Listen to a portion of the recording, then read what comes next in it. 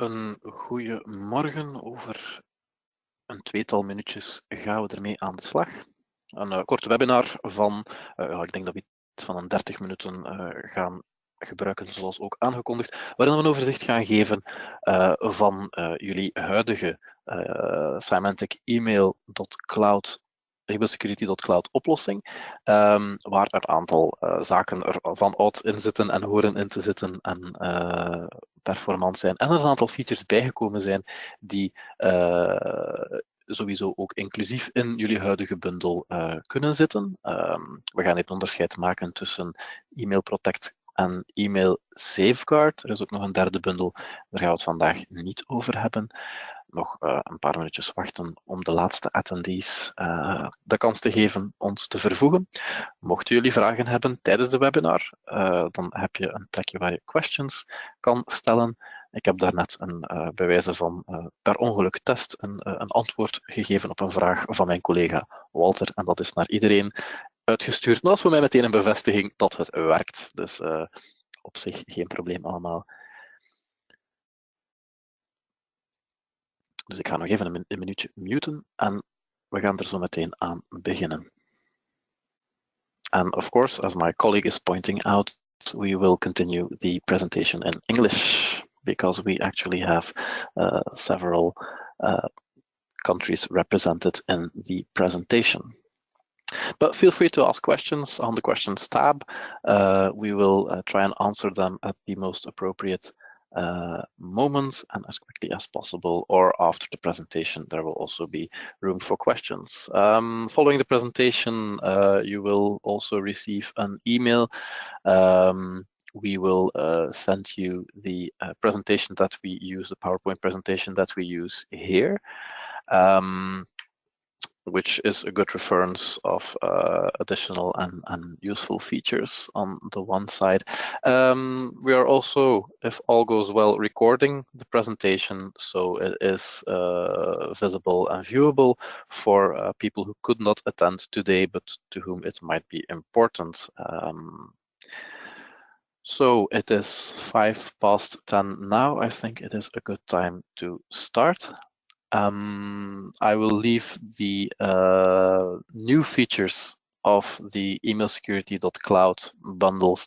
That's my head of tech colleague Walter that will do the explanations. The features that are already represented today, I will give an explanation on. Just to be polite, I will present myself first. A lot of you have already met me either in real life or on the telephone. My name is Hendrik Parmentier. I am account manager with IT 101/Destiny, because we are part of a larger telecom group today, which obviously does not change anything in the way we work together today, only that we now have access to a large group of network specialists, which is of course great. So my name is Hendrik. I am the account manager, one of the account managers of IT 101. Some of you will have either Christoph Reinhardt or Machteld Penninger as your account manager. So any questions that you might have on a commercial level will of course be transferred to your usual point of contact. I also function as a data protection officer, commercial data protection officer for IT 101 customers. So any compliance level questions you can also direct to me. And I'm going to leave Walter to introduce himself. Hi, everybody. Walter, I'm the technical responsible of the email security service we're going to talk about today. And if you have any technical questions, do not hesitate to reach out to us. So, Hendrik, please continue. All right, you can move on to the next slide, Walter. Let's get the show on the road. Small overview of how the Symantec.cloud secure mail gateway works. just to put it very briefly and simply, inbound email is filtered in the Symantec cloud and then delivered to your email infrastructure. Outbound mail is, of course, sent from your email infrastructure and filtered in the ways that you prefer or have set down, the rules that you have applied, and then sent out to their destination. Very simple, very clear, and of course, very kind to your local infrastructure. Next one. Okay, the available service plans today on the Symantec.cloud email security product family. All of the attendees today have at least the Email Protect service. Email Protect service is a simple, well, it's not a simple, it's a malware and spam filter that uses several very advanced technologies to hedge out either unsolicited bulk mail, or on the other side, malicious contents and code that would try to either harm your network or your company.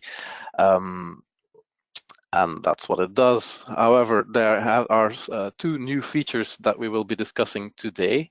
Walter will explain you a thing or two about the DKIM signing feature that is now in place for all email security.cloud users.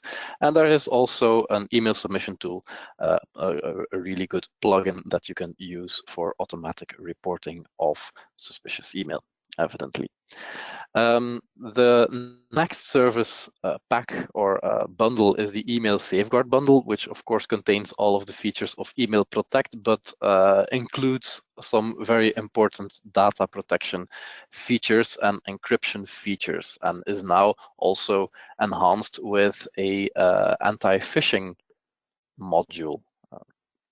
Why that has to be a different technology and why it's in a different bundle is something that will be explained as well, because there's an entirely different technological approach to hedging out that specific type of threats. Something that we will not be discussing today, but that is of course also present and which a lot of you already have in place is the Advanced Threat Protection email bundle, which adds URL rewriting and sandboxing features to your secure cloud mail gateway, and now has an auto remediation tool and a phishing readiness tool. Pretty neat stuff that is added to the bundle as well. But this is something that we will discuss in a later webinar. Next one. All right. As I said, and I'm not going to go too much into depth on this, the Email Protect service very simply hedges out the bad stuff. That's what it's for. Security today, and email security specifically, is all about keeping the bad stuff out and the good stuff in. Bad stuff in case would be here, of course, malware and spam, unsolicited bulk mail, spam, or malicious code to harm your network or your enterprise. But this is very basic, and this you already know, of course. So that has not changed, not on a user level anyway. We see that there is a huge investment on Symantec to keep this on an extraordinary level. They are still at the very highest in Gartner's Magic Quadrant. Symantec today possesses the largest privately owned malware database on Earth. So those are no mean features. That means that on the level of known threats, Symantec will be always one of the first to pick it up and hedge it out, which we have seen in the last couple of years with the NotPetya malware waves and the WannaCry malware waves, where none of our customers, as far as we can tell, was effectively affected. But this, of course, is not new. Next one, Walter.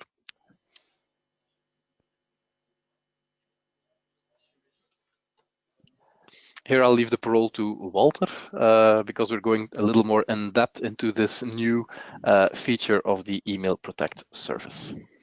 That's right. Everybody, every email security customer has now the possibility to sign their outbound email with a DKIM signature. A few bullet points on why, you should do it. You can claim ownership of the email that you send out. So in fact, the recipient can verify that the email is coming from your organization because the email protocol itself is not that secure on its own. So with DKIM, you can bring more more use to your name. So that has some benefits also on other parts. Like with in combination with the DMARC protocol, you can prevent someone from scamming your domain. So using your domain in an email campaign.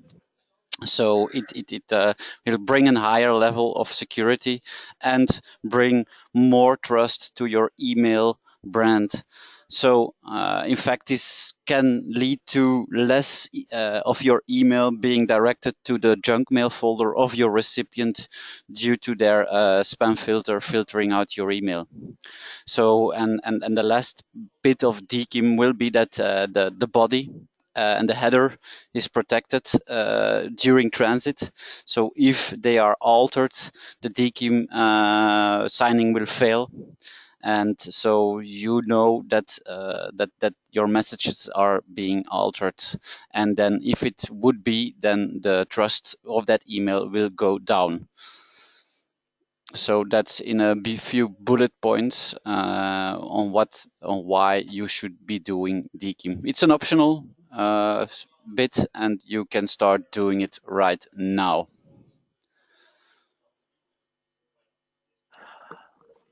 All right, I'm just adding that in a couple of weeks we are doing another webinar specifically on domain and brand protection, where DKIM is indeed a part of it.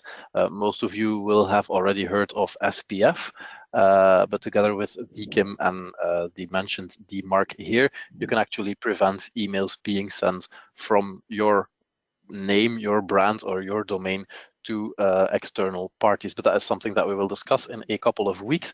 There's already been a link with an invite on the initial invite mail that you got from me, but we will send a reminder in a couple of weeks that this webinar is going on. If you are interested, it's a pretty good one actually. We're quite proud of that. All right. I can see one question here. Are there any downfalls to DKIM? Well, in fact, DKIM cannot lead to email being bounced. So if you do DKIM only, not SPF or a combination with DMARC, you will only up the level of the trust of your email. If you don't do DKIM, it's not a sign to block your email. It's just the trust becomes higher. I hope this answers your question. All right, so DKIM actually does correlate with SPF and DMARC, and as I understand correctly, it will not lead to bounced mails in any way. So if you only activate DKIM, it will only benefit the deliverability of your mails and also for larger bulk mails that you would send out. Combination of these technologies, by the way, would actually enhance deliverability of marketing mails and things like that with about 10%. So deliverability of 60% would become a deliverability of 70%, for example. So that's actually a pretty good feature. More on the outbound side of the security part, but a very, very useful and necessary part. It's something that we will expect, by the way, will become obligatory in a couple of years for example, financial institutions, for governments. It's already obligatory in larger parts of the Netherlands. In Belgium, we're still a bit behind on that. It's obligatory in the United States for all federal agencies, things like that. So But more on that on the webinar in a couple of weeks. Specifically then on that, just know that there is a TKIM signing, an automated TKIM signing feature in your Symantec.cloud email protect portal. All right, next one. Okay, so let me get to word here. In the past, there was no possibility for end users, if for any reason they receive a suspicious email in their inbox, there was no automated way on notifying Symantec or even support your internal support team. It would lead to, if a user receives spam or a newsletter that he believes is spam, or any, if he believes it's an attack, well, there was no way to report it in an automated way. From now on, there's a possibility to give an add-in to the end user's Outlook client or Outlook web access portal to report a suspicious email. Then it gets reported automatically to your to Symantec with an optional copy to your help desk, so they are notified that users are reporting, but no further action would be needed from an admin side. So the big advantage is, the end users can submit it themselves, and it will reduce the calls on internal ITs. So I do believe this is a benefit for certain types of users that have lost their email address on the internet and receiving or are being targeted with a lot of spam.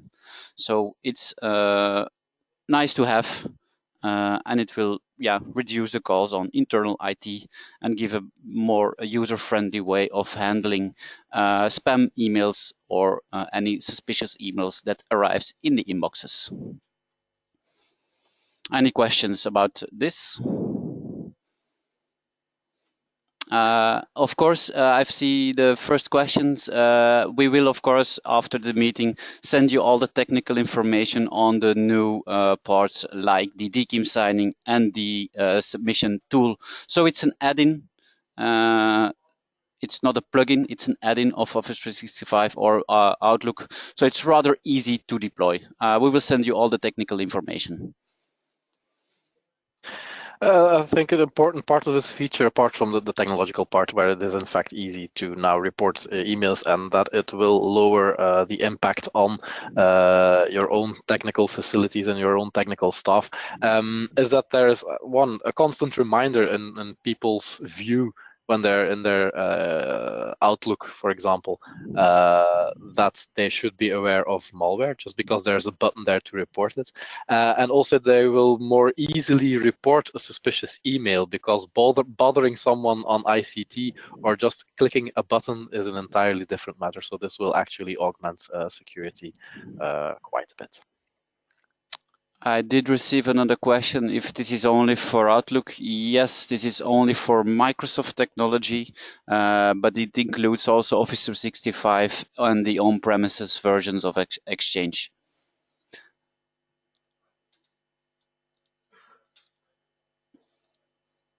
All right, I think you can move on to the next one then. Yeah, we will now go to the safeguard features. So if anyone on the Protect plan can now see all new interesting stuff. And for those that already have safeguards, it's still interesting, but quite no. I'll go through this quite quickly, so we can get to the new features. But just as a reminder, people who have the email safeguard bundle today, I think the most basic and important feature of this bundle would be the ability to apply data protection rules. I'll give you an example. A lawyer's firm that has a big deal with, say, IKEA, and does not want emails to go out apart from the people that are working on said deal, can apply a rule and say, okay, only John, Paul, and Mary can send out mails containing the words IKEA or containing some sort of regular expression, which is important for patient files, for example, or customer files or sensitive data. and other mails will be blocked or reported or sent to another mailbox or things like that. I think with GDPR really at our doorsteps now, and that it'll be actually applied in a couple of days. So if you haven't started yet, now would be a good time to start. This would actually be one of the most important features where you can actually make part of your email flow and your email traffic GDPR compliant. But apart from compliancy, of course, there is the security part of it. You do not want people sending out stuff that should remain in the company or the organization you are in. So email data protection is basically applying rules which you want to be applied on outbound mails or on inbound mails. Even if you say, okay, I don't want zip files, you can make a rule and say, okay, all zip files go to one specific email box.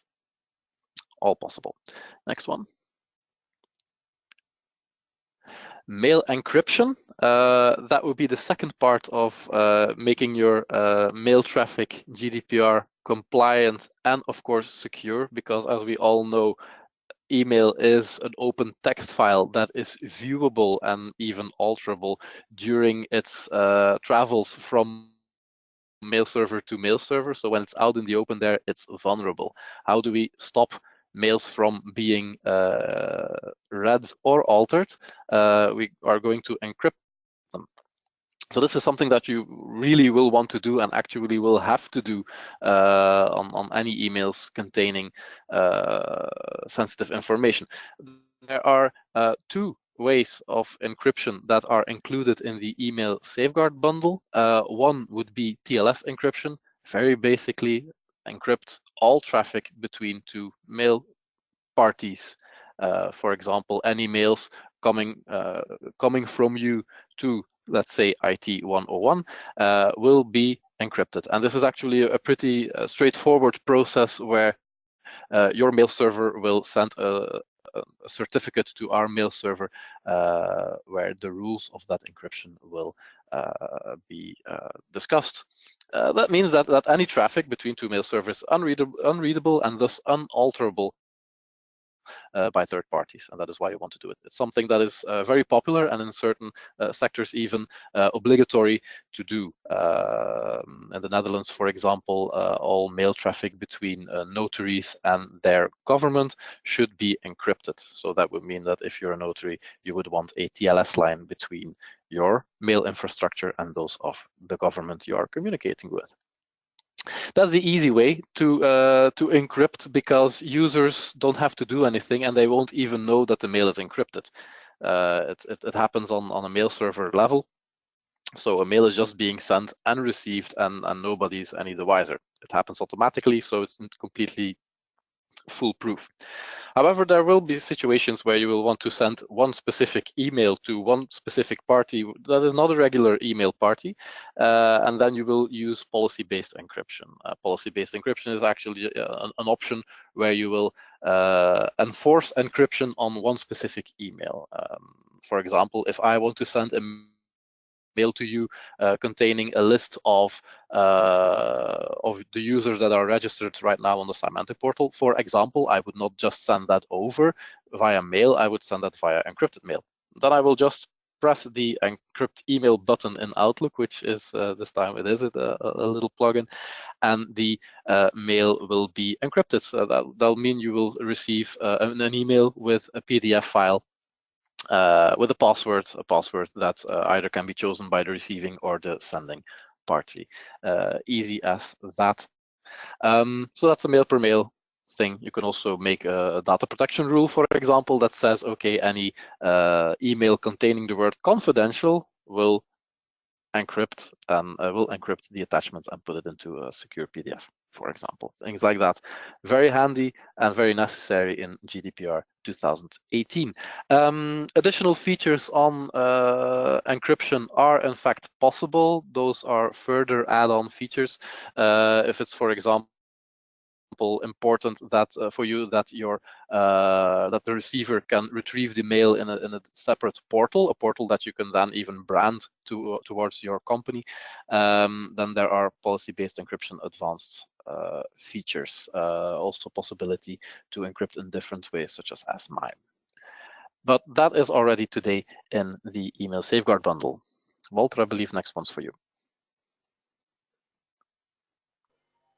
Okay, if anybody has any questions about that email encryption or data protection, do not hesitate to reach out to us. But one new nice feature, well, in fact, it's not that new, but we noticed that not everybody with the Safeguard bundle is using this. New feature, it's the impersonation control. I've included an example of an email that could be arriving in your organization. Let's say that Joe CFO is your CFO and example.com is your domain. So this email is just a question about some important payment. If then a colleague or somebody in the financial department gets this email, they would think, wow, my CEO sends me an email. I will urgently respond to that email because it's my CFO. Well, maybe he got scammed by this email. This email was sent just text. This is in fact not a spam or not a virus, because there's no link or attachment in it. So just this action or just this question can lead to payments being done without it's real.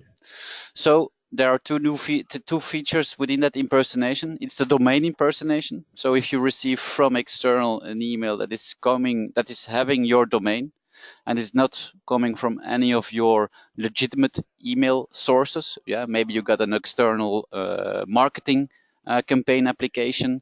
So each mail that has not come from that and is coming from external can be detected. Or even user impersonation, the second part of the impersonation control. Maybe the scammer is just using the CFO of any other VIP in the organization's name. So just based on a list you give in the Symantec portal or based on Active Directory information, this can detect username impersonation.